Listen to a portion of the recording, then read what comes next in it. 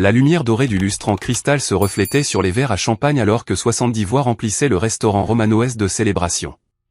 La fête du 70e anniversaire de mon père était censée être parfaite.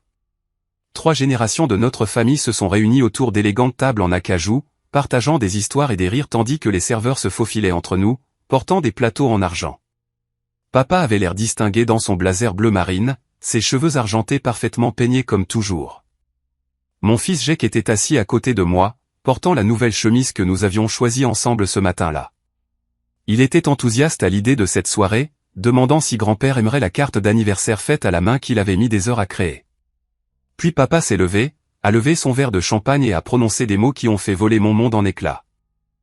Il a qualifié ma sœur Sarah de son plus grand cadeau et l'a remercié de lui avoir donné 2 parfaits petits-enfants. Jake m'a regardé droit dans les yeux. Ses yeux de 10 ans, se remplissant de confusion et de douleur, ont chuchoté, « Et moi, alors ?» J'ai senti ma poitrine se serrer alors que le silence enveloppait la pièce.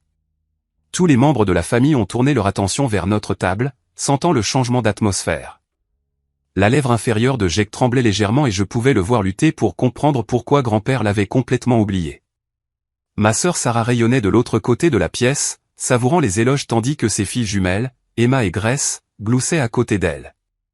Son mari, Marcus, a levé son verre en signe de reconnaissance, souriant largement à la mention. Mais Jake fixait sa part de gâteau au chocolat intacte, la carte d'anniversaire qu'il avait faite poser, pliée, à côté de son assiette.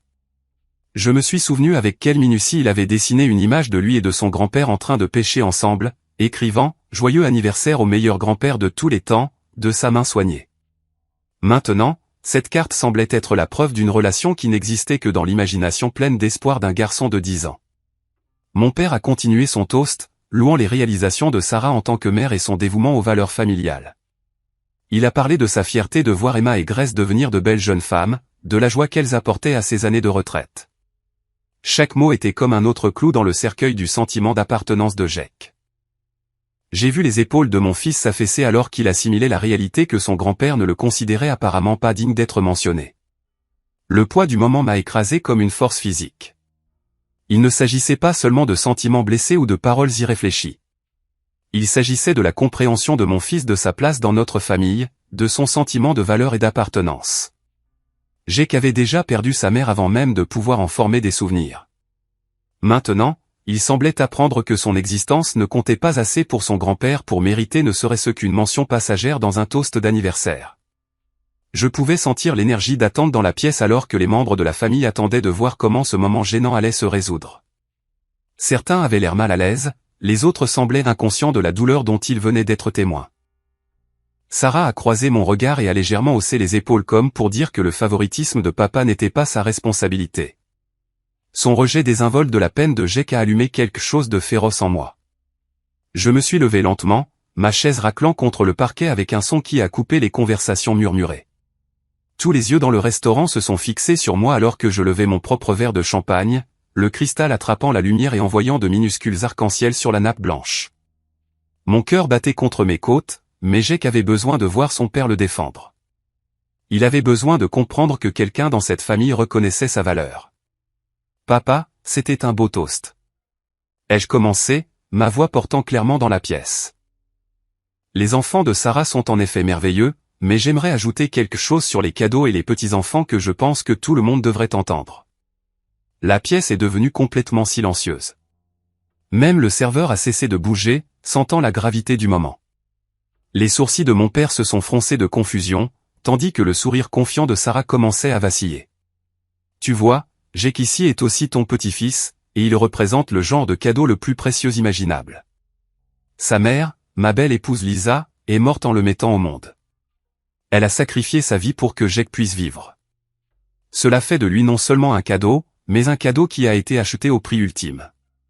Ma voix s'est renforcée à chaque mot, alimentée par des années de frustration refoulée et l'instinct protecteur d'un père. La tête de Jake s'est redressée, ses yeux grands ouverts de surprise et de quelque chose qui ressemblait à de l'espoir. J'ai tendu la main et j'ai posé ma main sur son épaule, le sentant se redresser sous mon contact. Pendant que nous parlons de petits-enfants parfaits, ai-je continué, laissez-moi vous parler de ce garçon. Jake a des as partout à l'école. Il fait du bénévolat au refuge pour animaux tous les samedis matins. Il a appris à nous préparer le dîner à tous les deux parce qu'il veut aider à la maison. Il a économisé son argent de poche pendant 3 mois pour acheter des fleurs pour la tombe de sa mère le jour de la fête des mères. Et il a passé 2 heures hier à faire cette carte d'anniversaire parce qu'il aime tellement son grand-père. Le silence s'est étiré, tendu, alors que mes mots s'imprégnaient. J'ai vu tante Charlotte s'essuyer les yeux avec sa serviette pendant qu'oncle Robert s'agitait inconfortablement sur son siège. Les filles adolescentes de mon cousin Danny regardaient Jake avec un nouvel intérêt, comme si elles le voyaient pour la première fois. Alors oui, papa, Sarah t'a donné 2 merveilleuses petites filles. Mais n'oublions pas que Jake est assis ici, écoutant chaque mot, se demandant pourquoi son existence ne vaut pas la peine d'être mentionnée. Il a déjà assez perdu dans sa jeune vie. Il ne mérite pas de perdre aussi son sentiment d'appartenance à cette famille. Le visage de mon père était devenu complètement pâle. Le verre de champagne dans sa main tremblait légèrement alors que les implications de son oubli le frappaient. Dans la pièce, les membres de la famille échangeaient des regards inconfortables, réalisant qu'ils avaient tous été complices de l'exclusion de Jake. Mais c'est la réaction de Sarah qui m'a vraiment choqué. Au lieu d'avoir l'air désolé ou embarrassé, son expression s'est durcie en quelque chose de froid et de calculateur. Elle s'est levée brusquement, sa chaise manquant de basculer en arrière. « Comment oses-tu » a-t-elle sifflé, sa voix tranchant le silence comme une lame. « Comment oses-tu transformer l'anniversaire de papa en une pathétique demande d'attention ? Tu as toujours été jaloux que mes enfants aient 2 parents qui peuvent réellement subvenir à leurs besoins correctement. » La cruauté de ces mots m'a frappé comme un coup physique. Dans la pièce, des halètements ont résonné alors que les membres de la famille assimilaient ce qu'elle venait de dire. Mais Sarah n'avait pas fini. « Tu veux savoir la vérité ?» a-t-elle continué, sa voix s'élevant à chaque mot. « J'ai essayé de protéger papa de la réalité de ta situation pendant des années. Un père célibataire qui peine à élever un enfant seul, qui cumule 2 emplois juste pour joindre les 2 bouts, pas d'environnement familial stable. Faut-il s'étonner que papa se tourne vers ma famille au lieu de ton désastre ? » Le restaurant était devenu complètement silencieux maintenant. Même les convives des autres tables avaient cessé leur conversation pour regarder notre drame familial se dérouler. Le visage de Jake s'est décomposé, et j'ai senti la rage monter dans ma poitrine comme de la lave en fusion. Mais Sarah a alors commis une erreur qui allait tout changer. Dans sa fureur, elle a laissé échapper la vérité qu'elle cachait depuis des années. Le testament de papa te laisse tout parce que tu es son seul fils. Et j'ai passé les 3 dernières années à essayer de lui faire changer d'avis sur cette tradition ridicule et dépassée. Mes enfants méritent cet héritage plus que Jake. Ils ont du potentiel. Ils ont un avenir qui compte. Peut-être que si papa comprenait quel genre de père tu es vraiment, il prendrait la bonne décision quant à la destination de son argent. Les mots flottaient dans l'air comme un gaz toxique. L'aveu de Sarah qu'elle avait activement travaillé pour monter notre père contre moi et Jake a révélé un niveau de manipulation qui a stupéfié toutes les personnes présentes. Sa motivation n'était pas l'amour ou la protection. C'était la cupidité masquée en préoccupation. Le verre de champagne de mon père a glissé de ses doigts et s'est brisé sur le sol, le son comme un coup de feu dans le silence de mort. Ses yeux ont balayé Sarah et moi, la compréhension se faisant jour sur son visage qu'il avait été pris pour un imbécile. Le verre de champagne brisé a craqué sous les talons de Sarah alors qu'elle s'avançait, le visage rouge de colère et de quelque chose qui ressemblait à de la panique. Elle avait trop révélé, dit des choses qui ne pouvaient pas être reprises. Et maintenant, elle se débattait pour reprendre le contrôle de la situation. Mais au lieu de reculer, elle a redoublé d'attaque. « Vous voulez toute la vérité ?» La voix de Sarah a traversé le restaurant avec une intensité venimeuse. « Très bien, parlons de la vérité. J'ai protégé cette famille des choix irresponsables d'Ernest pendant des années. Papa, sais-tu qu'il a emprunté de l'argent à des usuriers pour payer l'école privée de Jake? Sais-tu qu'il travaille de nuit à l'entrepôt et laisse Jake seul pendant des heures? Chaque mensonge m'a frappé comme une agression physique. J'ai ouvert la bouche pour me défendre, mais Sarah a continué sur sa lancée, son désespoir la rendant imprudente. C'est moi qui t'appelais quand Jake était malade et qu'Ernest était introuvable. C'est moi qui m'assurais que Jake ait des vêtements décents quand Ernest ne pouvait pas se les permettre. J'ai essayé de te montrer que ma famille est stable, responsable, digne de ta confiance et de ton héritage. La manipulation dans ses paroles était à couper le souffle. Elle avait transformé chaque acte de monoparentalité normal en preuve de négligence, chaque difficulté financière en preuve d'inaptitude. Mais ce qui m'a le plus choqué, c'est de réaliser qu'elle avait nourri ses mensonges à notre père systématiquement, construisant un dossier contre moi, une crise fabriquée à la fois. Jake a tiré sur ma manche, la confusion se lisant sur ses traits. Papa, de quoi parle tant de Sarah? Quand ai-je jamais été seul? Quand ai-je été malade et que tu n'étais pas là? Avant que je puisse répondre, la voix de tante Charlotte a retenti de la table du coin où elle était assise tranquillement avec les membres plus âgés de la famille. Sarah, ça suffit. Sont-on porté l'autorité de quelqu'un qui avait observé la dynamique de notre famille pendant cette décennie? Je pense qu'il est temps que tout le monde apprenne ce qui se passe vraiment ici. Charlotte s'est levée lentement, son arthrite rendant le mouvement délibéré et douloureux. À 85 ans, elle était la matriarche de la famille, respectée de tous pour sa sagesse et son honnêteté. Quand elle parlait, les gens écoutaient.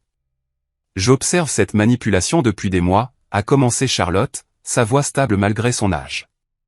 Sarah, tu as appelé ton père presque quotidiennement avec des histoires sur les prétendus échecs d'Ernest en tant que parent. Tu as dépeint des images de négligence et d'irresponsabilité qui n'existent tout simplement pas. La salle a retenu son souffle alors que Charlotte continuait. J'habite à 6 pâtés de maison d'Ernest et de Jake. Je les vois constamment ensemble. Je vois Jake se rendre à l'arrêt de bus tous les matins, bien nourri et correctement habillé. Je vois Ernest à chaque événement scolaire, à chaque réunion parents-professeurs, à chaque match de baseball. Je n'ai jamais vu la moindre preuve de la négligence que tu décris à ton père. Le visage de Sarah est devenu blanc alors que les mots de Charlotte démantelaient son récit soigneusement construit. Ce n'est pas tu ne comprends pas toute la situation. Oh, je comprends parfaitement, a interrompu Charlotte, sa voix gagnant en force. Tu as systématiquement empoisonné l'esprit de ton père contre son propre fils et petit-fils parce que tu as terriblement peur d'être exclu de son testament. Tu as fabriqué des crises et joué la sœur inquiète tout en complotant pour voler l'héritage de ton frère. L'accusation a frappé la pièce comme un coup de foudre. Les membres de la famille ont échangé des regards choqués alors que la véritable ampleur de la tromperie de Sarah devenait claire. Elle n'avait pas seulement protégé quelqu'un, elle avait orchestré une campagne pour détruire ma relation avec mon père. Oncle Robert s'est raclé la gorge, l'air mal à l'aise mais déterminé. Sarah, est-ce vrai? As-tu menti à propos d'Ernest? Je n'ai pas menti, a rétorqué Sarah, mais sa voix manquait de conviction. J'étais inquiète. Il y a une différence entre être inquiet de quoi exactement, la question de Charlotte a tranché dans la dérobade de Sarah comme un couteau, des excellentes notes de Jake, de la présence parfaite d'Ernest aux événements scolaires, de la façon dont ce garçon s'illumine chaque fois qu'il parle de son père. J'ai senti la main de Jake se glisser dans la mienne, ses petits doigts se serrant fort alors qu'il assimilait la révélation que sa tante avait menti à notre sujet. La douleur dans ses yeux était remplacée par autre chose, une compréhension croissante que le problème n'était pas avec lui ou moi, mais avec la jalousie et la cupidité de Sarah. Mon père a finalement retrouvé sa voix, bien qu'elle ne soit guère plus qu'un murmure. Sarah, dis-moi que Charlotte a tort. Dis-moi que tu ne m'as pas menti à propos d'Ernest et de Jake. Le silence qui a suivi sa question était assourdissant. Sarah a regardé autour de la pièce, cherchant désespérément un soutien qui n'était pas là. Chaque visage qu'elle rencontrait reflétait la déception, le choc ou une colère pure et simple face à sa tromperie. « Papa, j'essayais de te protéger d'eux », a-t-elle commencé, mais les mots sont morts dans sa gorge. Elle ne pouvait pas finir la phrase parce qu'il n'y avait aucun moyen de justifier ce qu'elle avait fait. Mais aussi dévastatrices que fussent ces révélations, aucun de nous n'était préparé à ce qui allait suivre. Marcus, le mari de Sarah, a choisi ce moment pour entrer en titubant par la porte d'entrée du restaurant, sa chemise froissée et sa cravate de travers, ayant manifestement passé la soirée à boire ailleurs qu'à la fête d'anniversaire de son beau-père. Marcus a slalomé entre les tables avec la démarche mal assurée de quelqu'un qui a passé des heures au fond d'une bouteille. Son apparence habituellement impeccable était débraillée, son costume coûteux froissé et taché, ses cheveux normalement parfaits tombant sur son front en mèche grasse.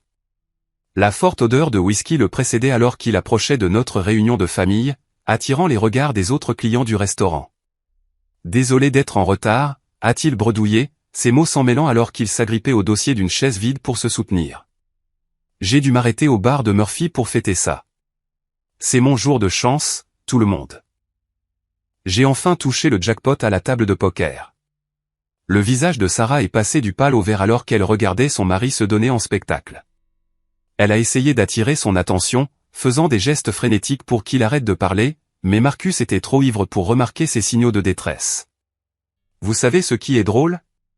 A continué Marcus en se balançant légèrement alors qu'il pointait du doigt la pièce. Tout le monde pense que j'ai un problème de jeu, mais regardez qui parle maintenant. J'ai regagné presque 2000 $ ce soir. Bien sûr, ce n'est qu'une goutte d'eau dans l'océan par rapport à ce que j'ai perdu, mais, c'est un début, non? Le restaurant était devenu complètement silencieux, à l'exception du doux cliquetis de l'argenterie des tables voisines. Notre famille était assise, figée, regardant ce désastre se dérouler avec la fascination horrifiée des témoins d'un accident de voiture. Les yeux de mon père se sont plissés alors qu'il assimilait les paroles de Marcus. Que veux-tu dire par ce que tu as perdu? Oh, allez, papa, a ri Marcus, le son amer et creux. Ne fais pas semblant de ne pas savoir.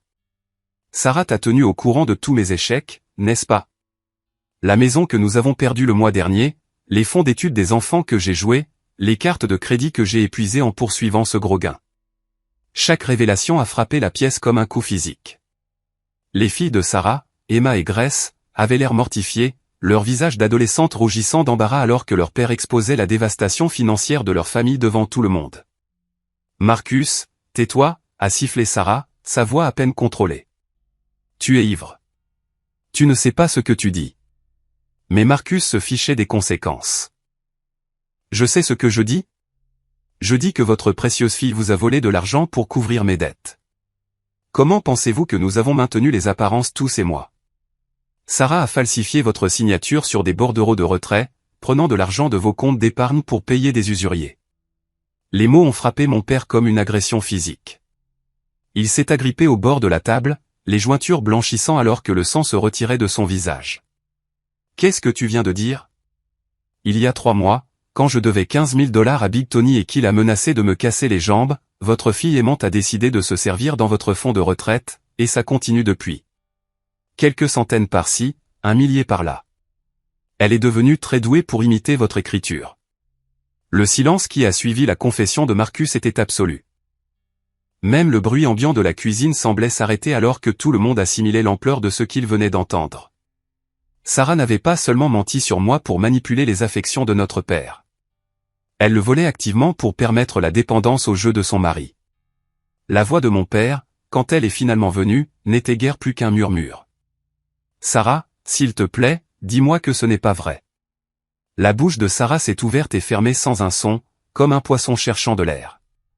La manipulatrice confiante qui avait systématiquement détruit ma réputation s'est soudainement révélée être une simple voleuse prise la main dans le sac par les confessions ivres de son propre mari. Papa, je peux expliquer, a-t-elle finalement réussi à dire, mais sa voix tremblait de désespoir. Ce n'était pas du vol. J'allais le rembourser. Marcus a promis qu'il se ferait aider, qu'il arrêterait de jouer si je pouvais juste le sortir de ses dettes. Combien? La question de papa était simple, directe et dévastatrice. Marcus a répondu avant que Sarah ne puisse l'arrêter. Ça a commencé avec 5 000 pour payer Tony, puis 3 autres pour les minimums de la carte de crédit, et 8 de plus quand j'avais cette affaire sur à l'hippodrome qui n'a pas marché. La semaine dernière, elle a pris 1200 pour. Il s'est arrêté, se balançant en essayant de se souvenir. C'était pourquoi la semaine dernière, chérie? Arrête de parler, a plaidé Sarah, mais il était trop tard. Le mal était fait, la vérité était sortie, et il n'y avait aucun moyen de la remettre dans la boîte. Oncle Robert avait sorti son téléphone et parlait doucement à quelqu'un, appelant probablement la banque pour vérifier les comptes de papa. Jason Danny réconfortait ses filles qui avaient l'air traumatisées par les révélations sur leur tante et leur oncle. Tante Charlotte secouait tristement la tête, son expression un mélange de déception et de justification. Mais c'est la réaction de Jake qui m'a brisé le cœur. Il regardait sa tante avec une confusion sincère, essayant de comprendre comment quelqu'un en qui il avait confiance pouvait être capable d'une telle trahison. Papa, pourquoi tante Sarah prendrait-elle l'argent de grand-père? Avant que je puisse répondre, Marcus a fourni sa propre explication. Parce que ton papa ici était censé recevoir tout l'argent quand grand-père mourra, et ta tante pense que c'est injuste, alors elle s'est dit que si elle pouvait prouver que ton père était un père terrible et se faire nommer dans le testament à la place, alors elle pourrait me rembourser et garder le reste. La manière désinvolte dont Marcus a expliqué leur plan, comme s'il était parfaitement raisonnable de voler un homme âgé et de détruire sa relation avec son fils et son petit-fils, était peut-être la partie la plus glaçante de toute la révélation. Mon père s'est levé soudainement, sa chaise tombant en arrière avec un fracas.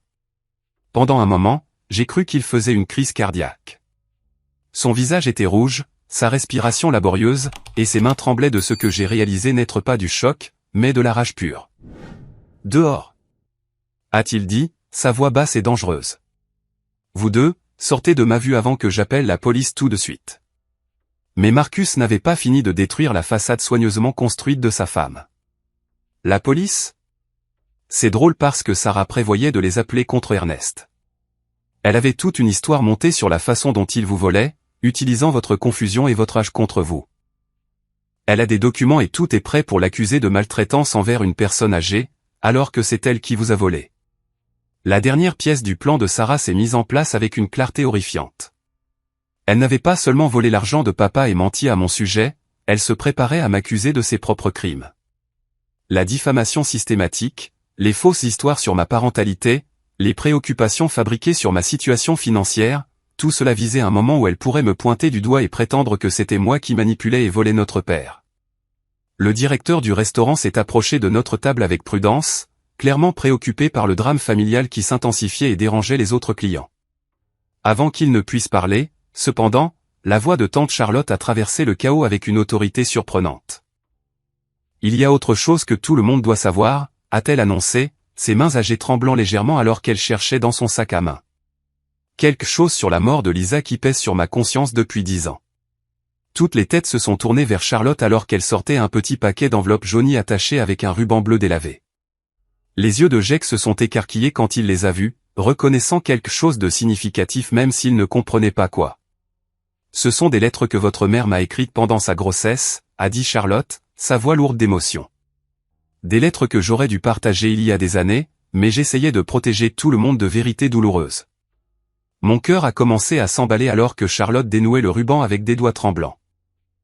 Lisa avait été proche de Charlotte, lui rendant souvent visite pendant sa grossesse lorsque je faisais des heures supplémentaires pour préparer l'arrivée du bébé, mais je n'avais jamais eu connaissance d'une correspondance entre elles.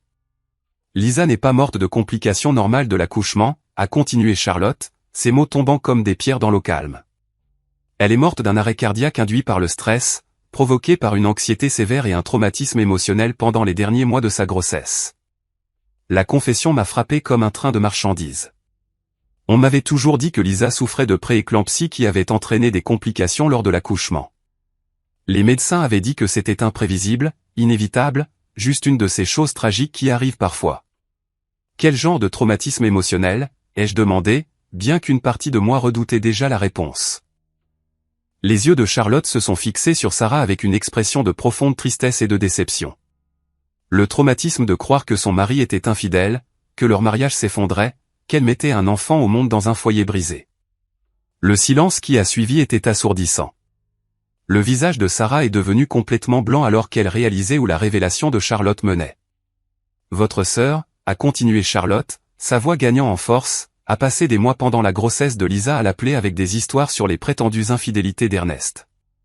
Des appels anonymes décrivant des rencontres fictives avec d'autres femmes, des preuves mystérieuses d'infidélité qui n'ont jamais existé, des suggestions constantes qu'Ernest prévoyait de partir une fois le bébé né.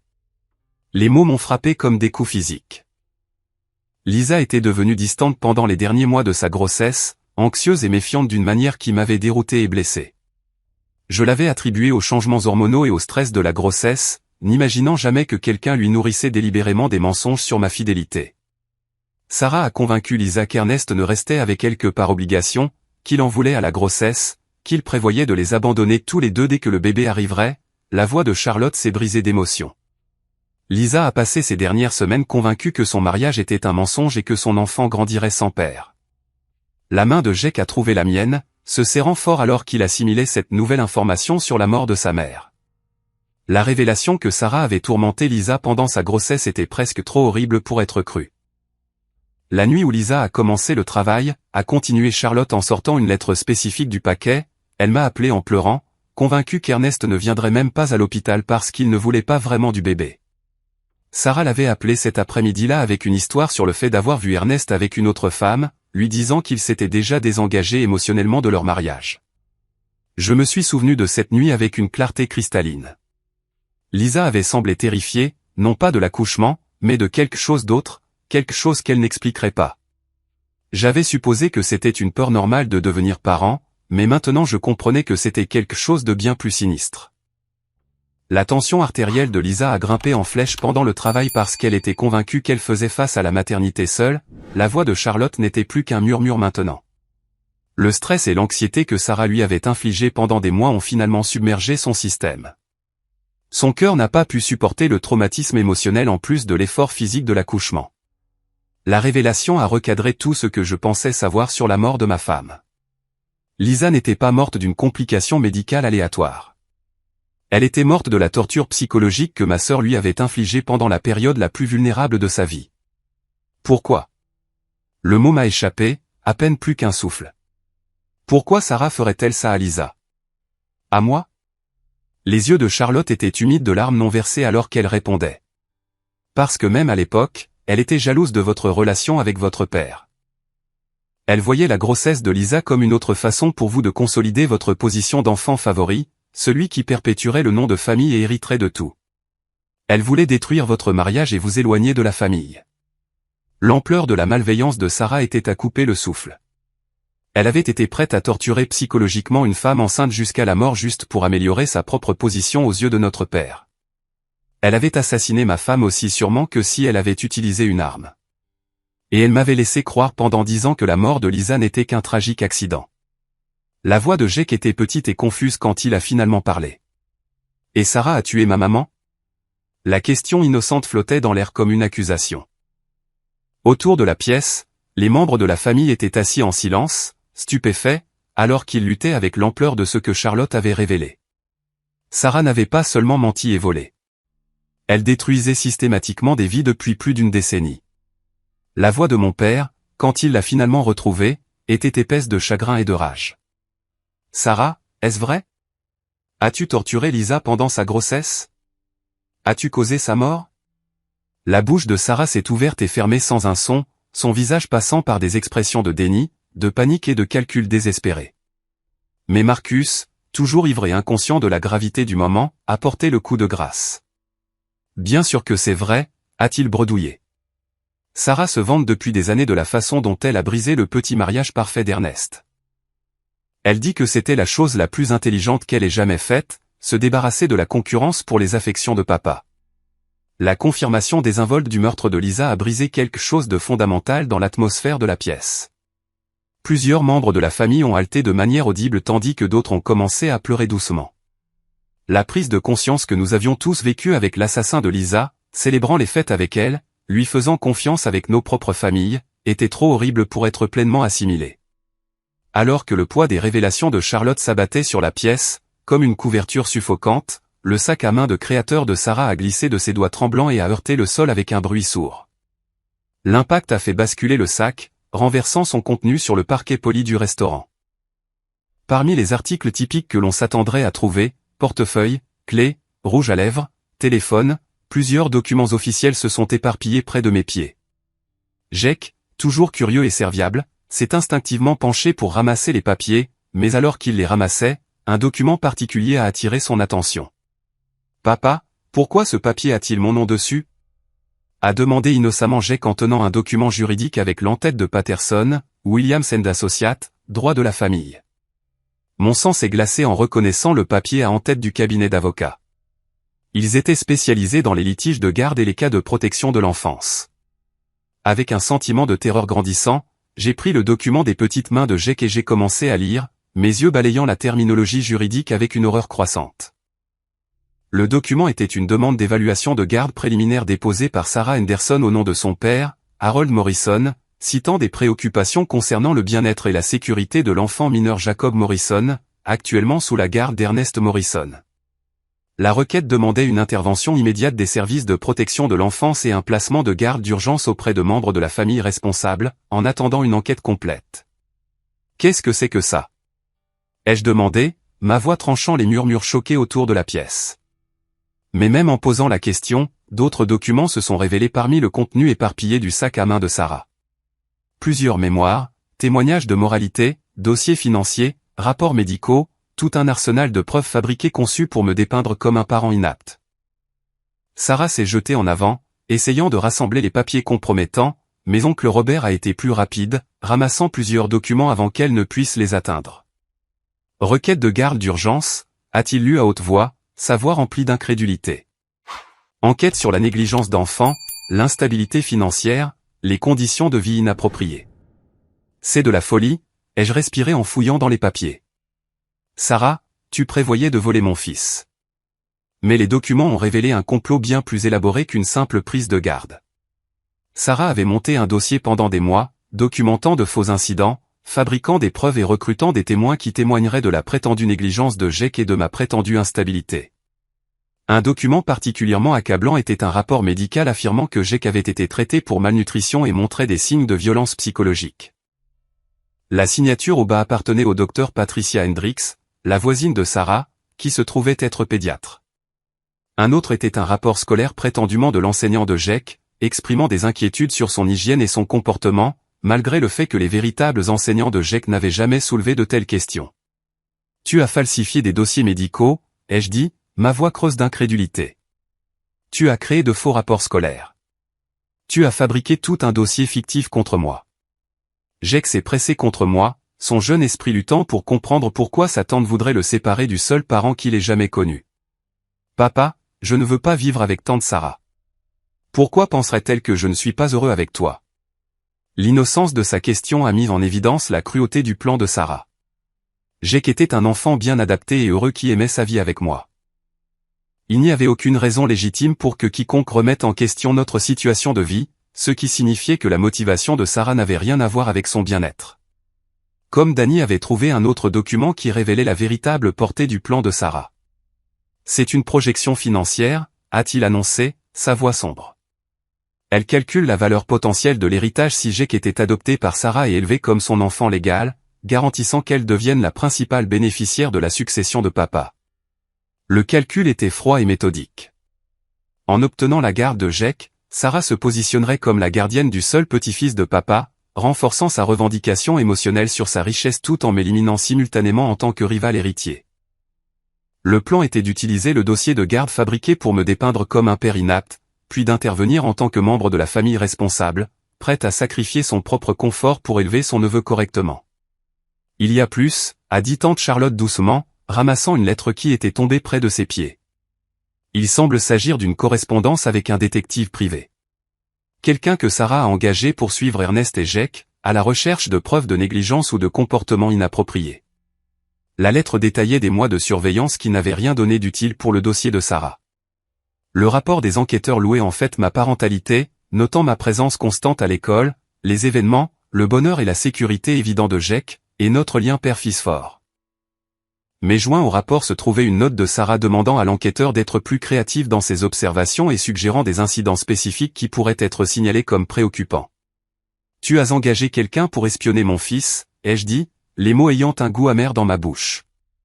Tu as fait suivre un garçon de 10 ans par des étrangers, en espérant fabriquer des preuves qu'il était en danger. Le visage de Sarah était devenu complètement pâle. Sa façade soigneusement construite s'effondrant finalement sous le poids de la vérité exposée. Ce n'est pas ce que vous croyez, a-t-elle balbutié.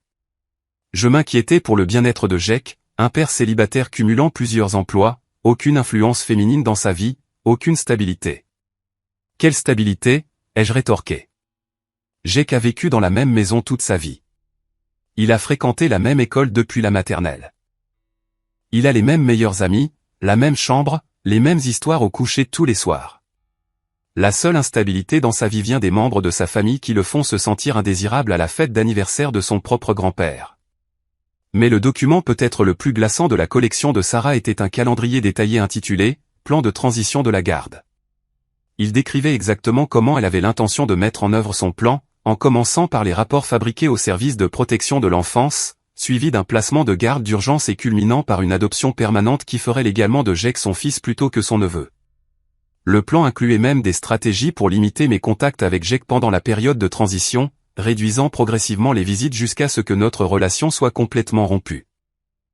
Sarah avait calculé qu'un enfant de 10 ans traumatisé finirait par s'attacher à sa nouvelle situation familiale, surtout si ses souvenirs de sa vie antérieure étaient constamment sapés et recadrés comme malheureux ou malsains.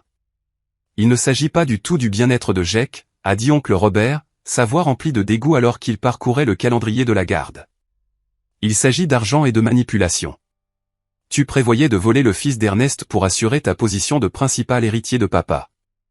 La pièce est tombée dans le silence alors que la pleine portée de la conspiration de Sarah devenait claire.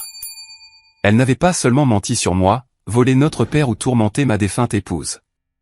Elle avait orchestré la destruction complète de ma famille, prévoyant de m'enlever mon fils et d'effacer mon existence de sa vie, tout cela au service de sa cupidité et de sa jalousie.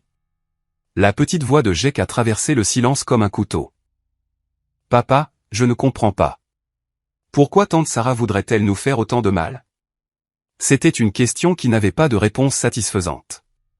Comment expliquer à un enfant de 10 ans que sa tante était prête à détruire son monde entier juste pour mettre la main sur de l'argent qui pourrait ou non lui revenir un jour? Le flot écrasant de révélations sur les plans de Sarah semblait avoir un impact physique sur mon père. Sa respiration était devenue courte et rapide. Son visage rougissant d'une teinte alarmante alors qu'il s'agrippait au bord de la table avec des jointures blanches. Des perles de sueur se sont formées sur son front malgré la climatisation fraîche du restaurant. « Papa, ça va ?» ai-je demandé en me dirigeant vers lui avec une inquiétude croissante. Il a essayé de me repousser, mais sa main a tremblé violemment alors qu'il la portait à sa poitrine, ses yeux grands ouverts de ce qui semblait être de la panique ou de la douleur. Le stress d'apprendre qu'une de ses filles lui avait systématiquement menti, l'avait volé et comploté pour détruire sa relation avec son fils et son petit-fils submergeait clairement son système de 70 ans. « Je pense qu'il faut appeler les secours », a annoncé oncle Robert, sortant déjà son téléphone. Plusieurs membres de la famille se sont précipités, dégageant l'espace autour de la chaise de papa et desserrant son col pendant que quelqu'un faisait signe au directeur du restaurant. En attendant les secours, la respiration de papa s'est progressivement stabilisée, mais sa couleur est restée mauvaise et ses mains ont continué de trembler. Les ambulanciers sont arrivés en quelques minutes, professionnels et efficaces, vérifiant ses signes vitaux et posant des questions sur ses antécédents médicaux. La tension artérielle est élevée mais pas dangereusement, a rapporté l'un des ambulanciers. Le rythme cardiaque est un peu rapide mais régulier.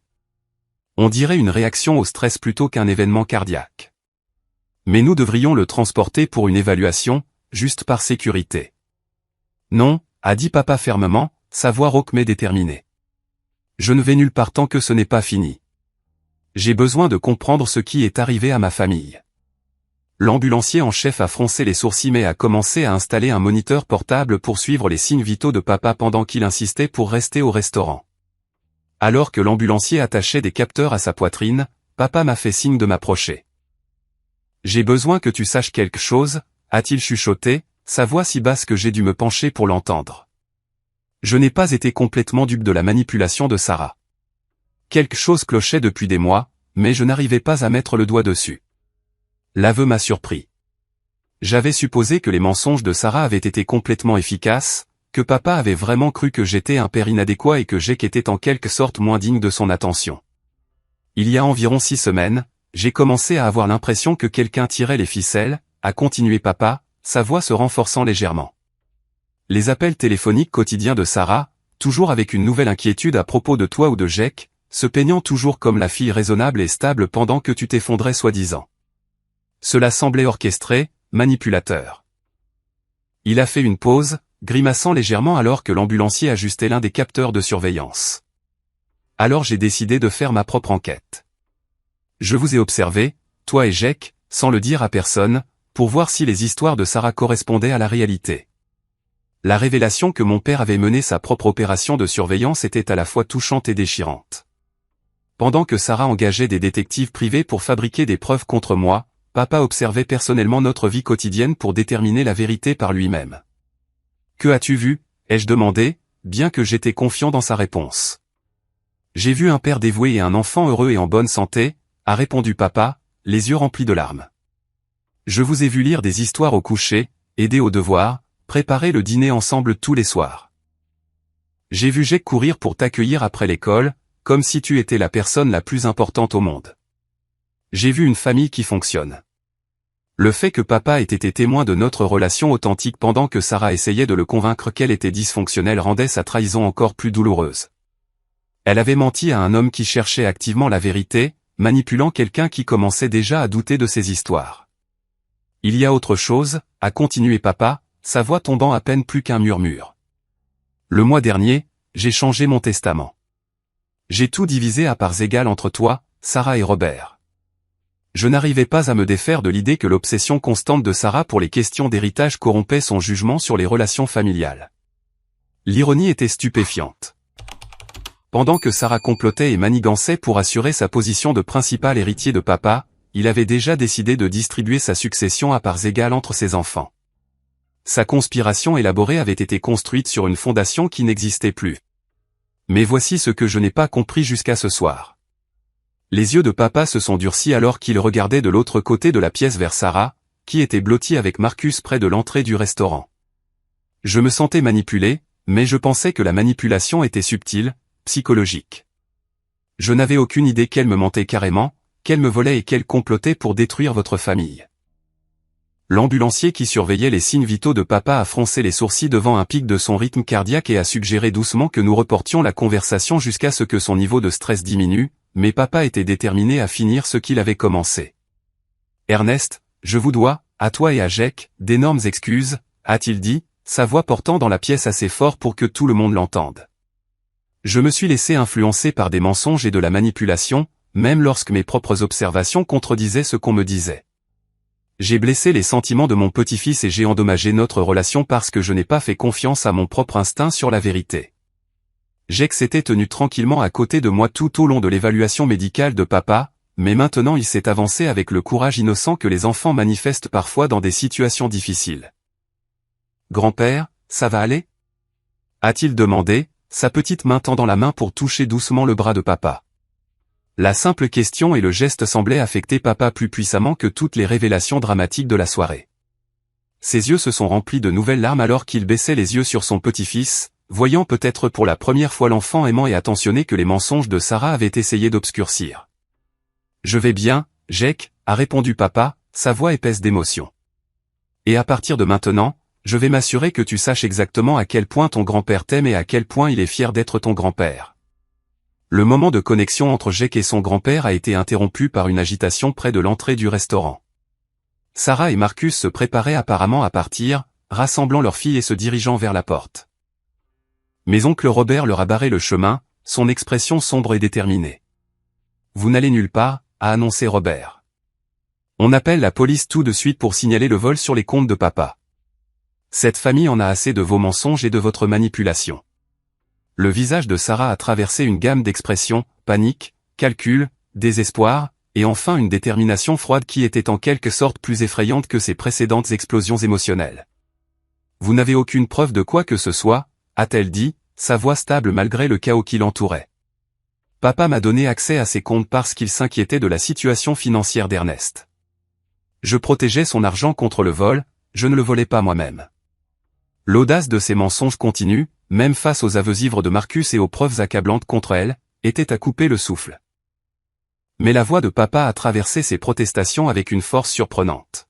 « Sarah, arrête de mentir. Je ne t'ai jamais donné accès à mes comptes. Je n'ai jamais autorisé de retrait. Et après ce soir, tu n'es plus la bienvenue dans ma maison, ma vie ou mon testament. » La finalité de ces paroles semblait briser quelque chose dans le calme de Sarah. Le masque de sœur inquiète et de fille dévouée est finalement tombé complètement, révélant la personne froide et calculatrice qu'elle avait cachée en dessous. Les heures suivantes se sont écoulées dans un tourbillon de rapports de police, d'enquêtes financières et de consultations juridiques. Le vol de Sarah sur les comptes de papa a été minutieusement documenté, avec des relevés bancaires montrant un schéma clair de retrait non autorisé qui coïncidait parfaitement avec les dettes de jeu de Marcus. Les signatures falsifiées sur les bordereaux de retrait étaient évidentes lorsqu'on les comparait à l'écriture réelle de papa, et les documents de garde fabriqués dans son sac à main fournissaient des preuves supplémentaires de son intention criminelle. Le détective Maria Santos, qui a répondu à notre appel, a été minutieuse et professionnelle en recueillant les déclarations des membres de la famille et en examinant les preuves. La tentative de Sarah de prétendre que papa avait autorisé les retraits s'est effondrée lorsque les images de sécurité de la banque l'ont montré en train de falsifier des signatures dans le parking avant d'entrer dans la banque. Madame Henderson, vous êtes en état d'arrestation pour abus financier envers une personne âgée, faux et fraude, a annoncé le détective Santos en lisant ses droits à Sarah. La vue de ma sœur emmenée menottée pendant que ses filles adolescentes pleuraient doucement en arrière-plan était à la fois satisfaisante et déchirante. Marcus a été arrêté séparément pour ivresse publique et complicité de crimes financiers. Le couple qui avait passé des années à comploter pour détruire ma famille faisait enfin face aux conséquences de ses actes.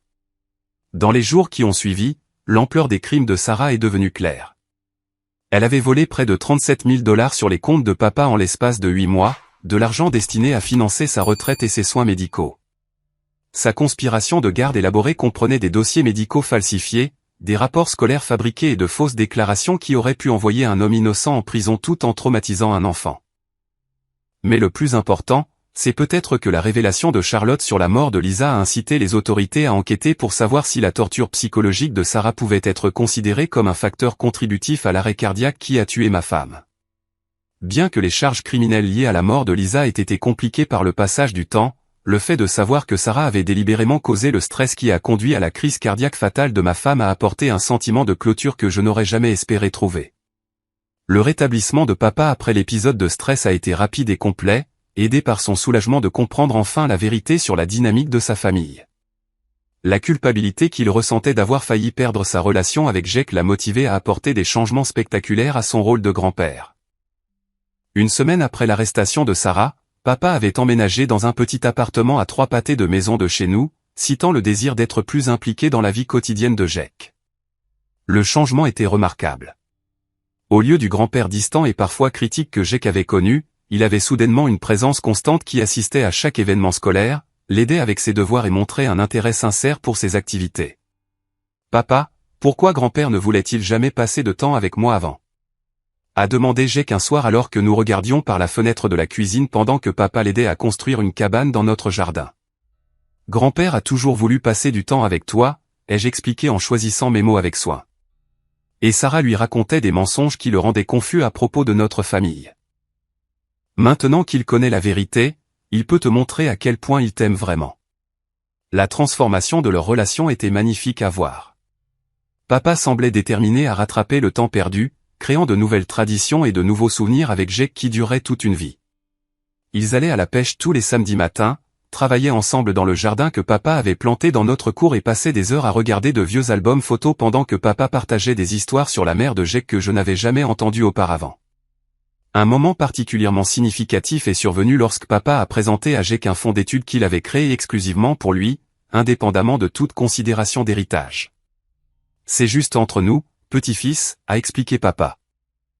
Ton éducation est le cadeau le plus important que je puisse te donner, et je veux que tu saches que ton avenir est assuré, quoi qu'il arrive. » Les poursuites judiciaires contre Sarah et Marcus ont progressé régulièrement. Sarah a plaidé coupable des crimes financiers en échange d'une peine réduite, acceptant de payer l'intégralité de la restitution plus les intérêts. Marcus a intégré un programme de traitement du jeu ordonné par le tribunal dans le cadre de son accord de plaidoyer. Il leur a été interdit à tous les deux de contacter papa ou de s'approcher de notre famille. Emma et Grace, les filles de Sarah, étaient les victimes innocentes des crimes de leurs parents. Papa est intervenu pour aider à financer leurs études universitaires, reconnaissant qu'elles ne devraient pas être punies pour les actes de leur mère. Les filles ont choisi de maintenir une relation avec notre côté de la famille tout en se distanciant du comportement toxique de leurs parents. Les répercussions de cet horrible dîner d'anniversaire se sont étendues bien au-delà de la justice pénale. Notre famille élargie, qui s'était lentement fragmentée sous l'influence des mensonges et de la manipulation de Sarah, s'est réunie plus forte que jamais. Les réunions de famille sont devenues des célébrations de la vérité et d'une connexion authentique plutôt que des exercices de gestion de ressentiments cachés et de conflits fabriqués. Jake s'est épanoui sous l'attention et l'amour des membres de sa famille, qui le voyaient enfin clairement. Sa confiance a grandi alors qu'il réalisait que la distance qu'il avait ressentie avec certains parents n'avait rien à voir avec sa propre valeur et tout à voir avec les mensonges qui étaient racontés à son sujet. Il a excellé à l'école, s'est fait de nouveaux amis et a développé un sentiment de sécurité quant à sa place dans le monde qui lui manquait auparavant. Little Robert a pris en charge la gestion des finances de papa, mettant en place des garanties pour prévenir de futurs abus envers les personnes âgées tout en garantissant l'indépendance de papa. Tante Charlotte est devenue une présence régulière dans nos vies, partageant des histoires sur Lisa qui ont aidé Jake à comprendre l'amour de sa mère pour lui et les circonstances de sa mort de manière adaptée à son âge. Le changement le plus profond a été dans ma propre relation avec papa. Pendant des années, j'avais eu l'impression de devoir constamment défendre mes choix parentaux et de prouver ma valeur en tant que fils. La révélation que Sarah avait systématiquement empoisonné son esprit contre moi nous a libérés tous les deux pour construire la relation que nous avions toujours voulu mais que nous n'avions pas pu avoir. Ernest, j'ai besoin que tu saches à quel point je suis fier de l'homme que tu es devenu et du père que tu es, a dit papa un soir alors que nous étions assis sur le porche, regardant Jake s'entraîner à lancer avec un ami voisin. Tu as élevé un garçon extraordinaire dans des circonstances impossibles et tu l'as fait avec une grâce et une force que j'aurais dû reconnaître et célébrer au lieu de remettre en question. Le processus de guérison n'a pas toujours été facile ou simple.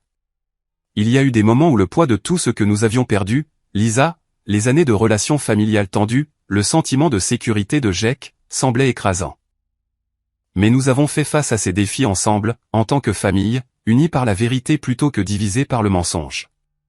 6 mois après ce terrible dîner d'anniversaire, nous avons organisé une célébration pour le 71e anniversaire de papa. Cette fois, la réunion était plus petite mais infiniment plus significative. Quand papa a levé son verre pour un toast, ces mots étaient soigneusement choisis et profondément ressentis. À mon petit-fils Jake, qui m'a appris que l'amour ne consiste pas à être parfait ou à répondre aux attentes des autres, mais à être présent, à choisir la famille avant tout. Et à mon fils Ernest, qui a démontré chaque jour ce que signifie être un père dévoué et un homme intègre. Vous êtes tous les deux mes plus grands cadeaux.